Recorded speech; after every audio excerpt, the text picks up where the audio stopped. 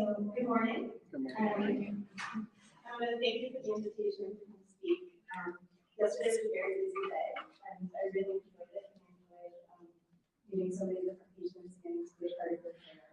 It's very inspiring how much work and dedication you guys are putting in to treating Marfan syndrome. I feel very honored to be able to be a part of this. So today we're going to be talking about managing pain, and mostly I'm going to be talking about managing pain in terms of kind of the chronic conditions that people face with connective tissue disorders. So I have no financial disclosures to report, and again, I'm going to quickly define pain, and then we're going to discuss the role of comorbid conditions that can exacerbate pain, and then finally discuss various treatment modalities for pain. So pain is made up of two parts. It's both a sensory experience, and it's also the emotional response to that sensory input. And for those of you that are unfamiliar with Frida Kahlo, she's a Mexican artist that suffered from both polio disorder or disease and then had a motor vehicle accident, and has drawn a significant number of artwork that represents her experience with pain. As academics, we tend to objectify pain in order to understand it better and to make advances in research. So we're always interested in the neuroanatomy of pain, in particular, what aspects of the brain are affected, so that when that expression, the pain is just in your head, well, it is in your head, because we know that our bodies send signals from the areas where our pain is occurring to our brain. We're also always trying to understand what a normal response to pain is, and then when someone has some type of injury or a chronic pain experience, how does that affect pain? So we use terms like hyperalgesia, hyper being great, and algesia meaning pain. And so people with chronic pain conditions tend to have kind of extreme responses to a painful stimuli. And then we also use a term called allodynia, which means other pain. And that means that sometimes things that normally don't bother us, some type of normal stimulus, for people with chronic pain conditions, those experiences can be extremely painful. And I like to use the analogy of a feather. So normally, if someone kind of touched a feather lightly against your skin, that might actually be a pleasant and normal experience. However, with people with chronic pain conditions, they might describe that as like feeling like fires on their body. And they get connected to pain tissue disorders, where a lot of times it's mechanical pain. That's not the best analogy to use. Maybe like a ton of bricks would be another analogy, but hopefully you understand that point. So we're starting to do a lot more research on pain in Marfan syndrome. And Dr. Nelson in Chicago and my group at Johns Hopkins have both been able to characterize pain in Marfan syndrome. And we know that pain is ubiquitous. And most patients talk about chronic back pain, but pain happens everywhere. So we know patients are more susceptible to headaches, jaw pain, shoulder pain, chest and abdominal pain, and then joint hypermobility pain related to our knees, our hips, our feet, and then peripheral pain that can happen in our arms and our legs. And reports suggest that pain occurs in anywhere from 40 to up to 90% of patients with pain. So this is a very common experience. And unfortunately, pain is often underdiagnosed. So over 40% of patients have reported that they don't receive a formal pain diagnosis. And that's something we want to work on, is to understand pain more and be able to diagnose it, because chronic pain has many consequences and many reasons why it affects our quality of life. So, in speaking with a lot of pain patients, fatigue is always a common factor of something that they associate with pain. In addition to sometimes feeling hopeless or demoralized because of their pain, losing interest in things, and then that constellation of symptoms can develop into even more problems, ranging from disability to sleep problems to engaging in risky behaviors to try to manage the pain, and sometimes even leading to drug dependence or using opioids or benzodiazepines. And again, the research that we've been looking at shows that pain in Marfan syndrome is actually very disabling. So you can see the these graphs here. So the light blue bar to the far right is looking at all of the Marfan patients in this study, which is 245 patients. And then each of the color bars are broken up into people who report pain versus those who don't report pain. About a quarter of patients say that pain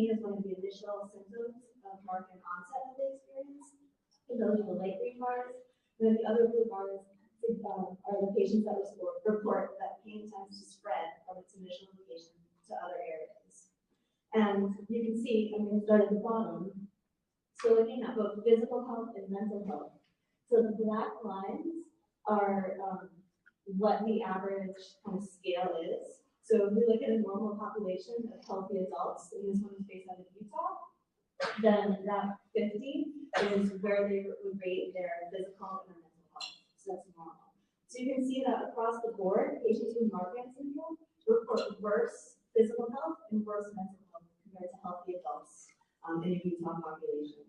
And in particular, if we focus on the orange bars, those patients who don't report pain, which is only about 11% of people in this study, were the only ones that even came close to reporting normal physical health. And everyone else, again, reported lower health. And then in addition, we looked at pain disability and pain catastrophizing. And what we can see is for those individuals that had pain at the onset of their disease, and for those whose pain tends to spread as the disease progresses, they have more pain catastrophizing, which is a term for worrying about pain, and more pain disability. So in addition to the kind of personal consequences of pain, we also know that it's important to address pain because it tends to affect every aspect of our lives, from our relationships, to our work, to financial difficulties, to just our general energy and our ability to engage in social activities. So when we talk about pain and talk about managing pain, the overall goal is to try to figure out how do we get patients to function, because that's the goal. And how do we get people to enjoy life and kind of live and accomplish their goals in spite of their pain? So where do we begin? So the goal is to think about the person with Marfan syndrome or another connective tissue disorder, and to think about them as a whole, and to think about them as an individual that has a genetic burden, as well as many other factors. And when we can take all of those factors into consideration, then we can kind of manage the pain and treat all of the problems that are associated with it. So I like to think about it in terms of there's multiple stressors that can affect pain. So sometimes it's whether it's bereavement, grief, loss of a loved one, loss of a job, all of those things are stressful life events that can exacerbate our pain. There's also diseases that are oftentimes frequently associated with pain, and I'm going to talk about those in a little bit. But in particular, major depression, bipolar disorder, and anxiety disorder are frequently comorbid with pain, and we know that they have a bi-directional relationship. So when your pain goes up, more likely that your anxiety and your depression are going to go up. If we can treat one, we can treat the other one more effectively. We also like to engage in different behaviors. So we all do certain things. And sometimes we turn towards substances to help alleviate pain, whether that be like alcohol or an opioid or pain modification. We also do things like sleep. Sleep is something that's essential for our health, and we need to do that every day. But it can oftentimes get disrupted when we have pain disorders. And finally, we all have different personality strengths and weaknesses. And sometimes those strengths and weaknesses can be good, and sometimes they can get the better of us. And they can all change the way that we experience pain. So I always like to focus on major depression, mostly because I'm a psychiatrist, so this is what I'm trained in.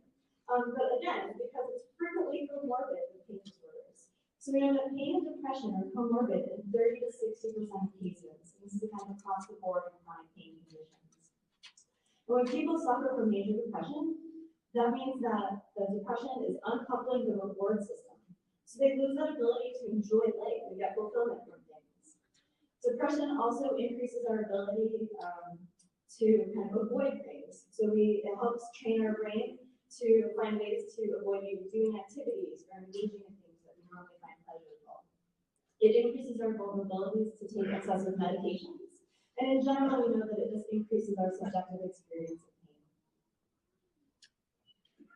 And oftentimes, all of us at some point have had a moment where we feel sad or depressed. And I like to call that fragility, because that's just kind of a term that we use in general in society, is I feel depressed. But major depression is a disease, and it's important to remember that it's not a sign of weakness, and it's not your fault. So when we think about major depression, and we think about a disease, it's a neurochemical change in our body. It can be related to depression, or you can feel depressed. You might also feel irritable, and you may also feel nothing. And when you're depressed, and it's a true neurological disorder, oftentimes there's also a decreased interest in things that happen simultaneously.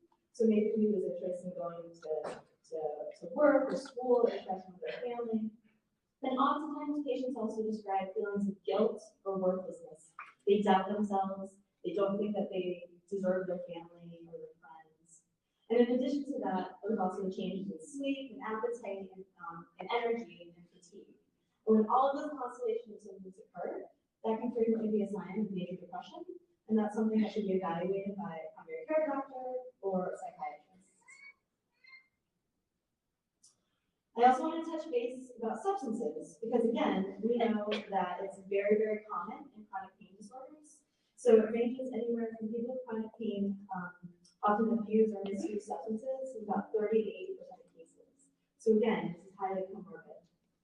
And we know that substances can kind of further or increase our liability of using other substances.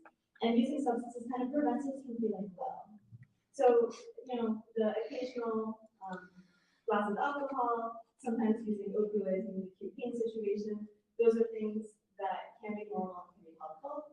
But we do know that patients who already have kind of substance use disorders, whether it be alcohol or opioid, they are more predisposed to develop pain disorders, and it's harder to treat their pain. And finally, the other disorder I want to talk about is insomnia disorder. Again, unsurprisingly, this is also very common in chronic pain conditions. So one of my colleagues did a review recently where he showed that pain and insomnia are, again, comorbid in 50 to 80% of cases. And I like to show this model of behavioral model of insomnia, because I think it's an important model, not just for insomnia, but just for life in general. So all of us have kind of our pre-morbid personality and kind of things that are risk factors for when things go bad, that it amplifies that pain or sleep, right? And then some type of life event happens, so that's the green bar. And that green bar might be stress or for a job or an exam at school, something that's ongoing. And then suddenly we stop sleeping for days at a time. And so then we're over our threshold for sleep, right? And then suddenly we're tired the next day, we have no energy, and we're trying to figure out ways to improve our sleep. So we start taking naps during the day, we start taking some medicines at night to help fall asleep, we stop going to the gym because we don't have the energy to go to the gym. And the next thing you know, although we've had good intentions to kind of catch up and recuperate on our sleep, we end up kind of creating these maladaptive behaviors that end up kind of continually destroying our good sleep habits and our good sleep hygiene. And this is, we all do this naturally. And then what happens is, next thing you know, that initial precipitating factor that caused the sleep problems becomes a whole new cycle of problems on its own. And that represents the red bar. And again, I think this graph is really helpful because I think this is true not just for sleep, but also in things in terms of exercise and eating habits and all the things that we do and things like avoiding pain as well. So the talk is about managing pain. So how do we actually do that, given all that? First is because in order to treat pain, again, we need to know who the individual is and what kind of disorders that they're suffering from and what other life events are going on that are exacerbating their pain. So when we think about pain, medications can play a major role. There's also treatment strategies, including psychotherapy, interventions, spinal stimulators, physical therapy, group therapy, family therapy, and exercise. And this is a paper that was just recently accepted and should be published soon. And we've actually characterized, based on a survey report, the use of past and current treatment strategies in the Marfan population. And as you can see, over-the-counter medications are the most frequently reported medications. That's going to be your Tylenol and your NSAIDs. And that's followed by opioids, and then other medications. And then psychological therapies and things like occupational therapy are significantly underutilized in this population. So I think the important thing to think about is how to kind of maximize strategies and how to tackle pain from multiple perspectives and multiple locations. So again, pain is something that you may experience in one location of your body, but we know that because our body is connected, our brain and our body are connected, that means that signals are transmitted to our brain and then back to our body. And so pain actually is affecting multiple locations and multiple receptors. So the goal is to kind of figure out which receptors to hit so that we can use multiple medications in something called multimodal therapy. And so sometimes we want to be using a combination of Tylenol and NSAIDs like ibuprofen or Motrin or Advil because those are going to help reduce the inflammation and the pain signaling. But then we also know that a combination of using other medications like nerve medications, for instance, gabapentin or Lyrica, or other anti-seizure medications, those can also kind of stop your nerves from firing and sending abnormal pain signals. And then finally, we know that there's antidepressants that happen to treat the pain pathways as well. And that's again because the pain and the depression pathways in our brain and our body are very similar in overlap and use the same neurochemicals. So even if you don't have a history of depression or current depression, sometimes using antidepressants like SNRIs, which are serotonin, norepinephrine, reuptake inhibitors, or tricyclics, which are TCAs, can be helpful for pain. And finally, opioids can have a place for acute pain. And for certain people, if you're functioning and able to do the things you want to do, sometimes opioids can play a role. I'm not going to focus on opioids right now, but currently we are in an opioid epidemic, and there's a current national trend to kind of take everyone off their opioids. And I think this is something we have to think about on an individual basis. In addition to medications, we also really have to use a combination of pain education, teaching patients that you might have pain, but you can still function with your pain, and then using other non-medication or non-pharmacological therapies. So in terms of therapies, there's behavioral approaches, and then there's also kind of relaxation approaches. And again, we oftentimes think about different psychotherapies as related to a specific disease. I think it's also really important to think about what type of psychotherapy a patient be willing to engage in is going to be helpful for that time period. Now, my colleagues at Hopkins are behavioralists, if you will, and so therefore, by training, I really advocate for cognitive behavioral therapy.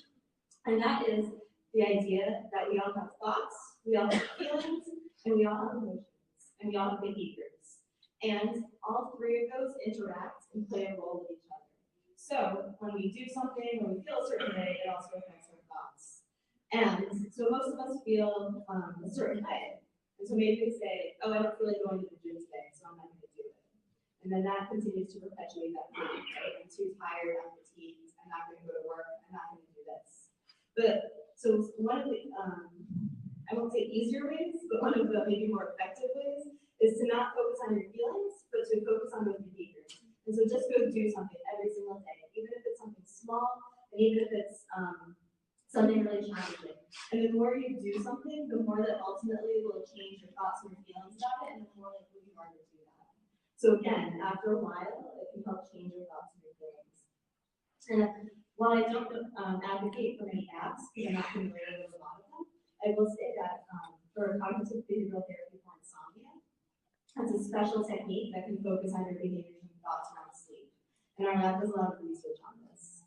And the veterans, the VA, has created an app called CBTI Coach, which is free, and it's used, supposedly used for adjunctive therapy, so if you're working with a therapist, you can also use this to track your sleep patterns.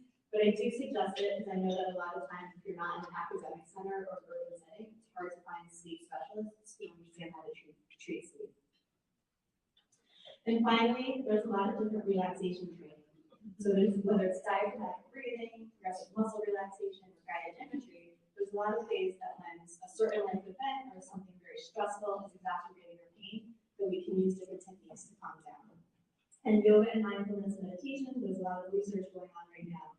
The exciting news is that we're learning it's not only just something that is reducing our pain because it makes us feel better, but we're also showing in different biobehavioral studies that these types of treatments that are actually reducing inflammation and changing our biobehavioral mechanisms.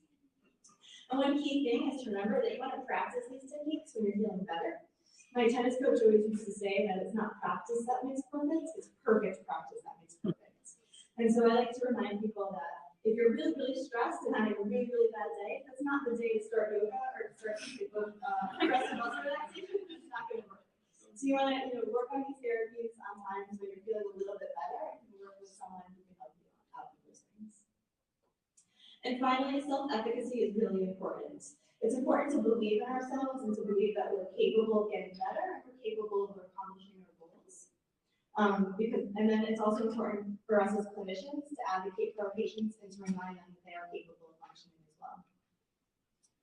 So I just want to leave you with some final thoughts. Pain is a unique experience for everyone, and it's a culmination of kind of the other diseases that we're suffering from, behaviors that we engage in, our personality, strengths, and then other life events that are affecting us on a daily basis. And all individuals deserve hope, structure, and advocacy from themselves and also from their clinicians. To accept serendipity wherever you can, take your good days and enjoy them. And so remember that oftentimes we can't make the pain go away completely, so we can find ways to function and to live in spite of our pain. Thank you.